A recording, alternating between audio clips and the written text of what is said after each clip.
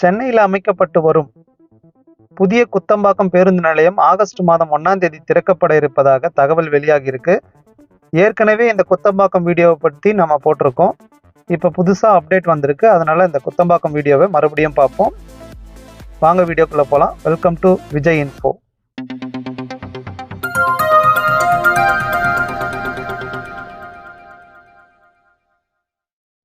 இந்த குத்தம்பாக்கம் பேருந்து நிலையம் ஆகஸ்ட் மாதம் திறக்கப்பட உள்ளதாக தகவல்கள் தெரிவிக்கின்றன. 95% வேலைகள் நிறைவுற்று அதனுடைய அழகுபடுத்தும் வேலைகள் தொடங்கி இருப்பதாக தகவல் தெரிவிக்கிறது. முழுக்க ஏசி போடப்பட்டு பிரம்மாண்டமாக இந்த பேருந்து நிலையம் திறக்கப்பட உள்ளது. 427 கோடி ரூபாய் மதிப்பில் கட்டப்பட்டு உள்ள இந்த குத்தம்பாக்கம் பேருந்து நிலையம் இந்த ஜூன் மாதம் இறுதிக்குள் அனைத்து வேலைகளையும் முடிக்கப்பட்டு இந்த ஜூலை மாதம் சில சோதனைகளை மேற்கொள்ளப்பட்டு ஆகஸ்ட் மாதம் திறக்கப்படும் என்று அதிகாரிகள் தெரிவிக்கின்றனர். இதில் 98% இதன் கட்டுமானம் முடிந்து விட்டதாக கூறுகின்றனர். இதுக்கப்புறம் அழகுபடுத்தும் பணிகள், இந்த மின்சார இணைப்பு பணிகள், இது போன்ற 10% பணிகள் அங்கே நடந்து கொண்டு இருக்கின்றன.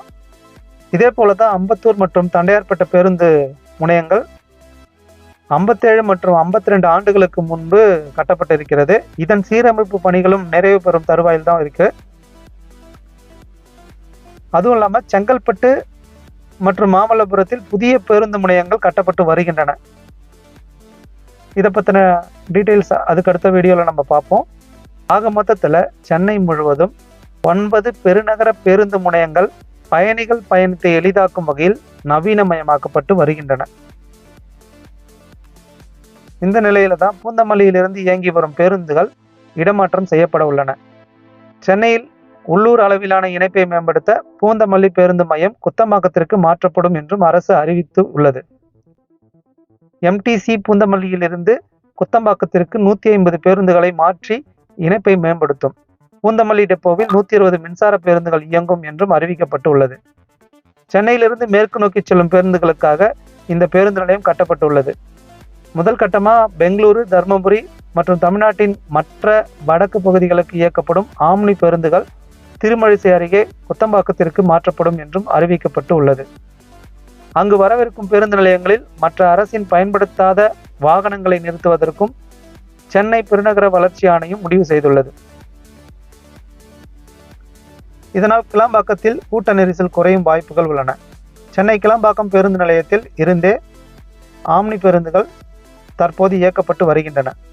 இந்த நிலையில் முடிச்சூரில் ஆம்னி பேருந்துகளுக்கான தனி பேருந்து நிலையம் கட்டும் பணிகள் மும்முரமாக நடந்து வருகிறது. இப்பணிகள் முடிந்த நிலையில் கடைசி கட்ட சீரமைப்புகள் நடந்து வருகின்றன. கோயம்பேடு பேருந்து நிலையம் மற்றும் மார்க்கெட்டில் குடியிருப்புகள், சில IT நிறுவனங்கள், விளையாட்டு தொடர்பான திட்டங்கள் வர உள்ளன. அங்கே விளையாட்டு அரங்கம், ஹை ரைஸ் கட்டிடம் ஒன்றும் வர உள்ளது. ஏற்கனவே கோயம்பேடு மார்க்கெட் காலியாகிவிட்டது. இதையடுத்து கோயம்பேடு பேருந்து நிலையமும் மூடப்பட உள்ளது. இப்படிப்பட்ட நிலையில்தான் பெங்களூரு, தர்மபுரி மற்றும் தமிழ்நாட்டின் மற்ற வடக்கு பகுதிகளுக்கு இயக்கப்படும் ஆம்னி பேருந்துகள் திருமழிசை அருகே குத்தம்பாக்கத்திற்கு மாற்றப்படும் என்று அறிவிக்கப்பட்டு உள்ளது. அங்கு வரவிருக்கும் பேருந்து நிலையங்களில் மற்ற அரசின் பயன்படுத்தாத வாகனங்களை நிறுத்துவதற்கும் சென்னை பெருநகர வளர்ச்சி ஆணையம் முடிவு செய்திருக்கிறது. இந்த நிலையில் கோயம்பேடு பேருந்து நிலையத்தில் பிரம்மாண்டமான IT நிறுவனமும் அமைக்கப்படலாம் என்று தகவல் வெளியாகியுள்ளது. இன்னும் 2 மாதங்களில் இதற்கான அறிவிப்பு வெளியாகலாம். நில ஆய்வுகள் தொடர்பான சோதனைகள் மேற்கொள்ளப்பட்டு வருகின்றன. மேலும் இது போன்று பல்வேறு தகவல்களை தெரிந்து கொள்ள விஜய் இன்ஃபோ சேனலை சப்ஸ்கிரைப் செய்யவும். நன்றி, வணக்கம்.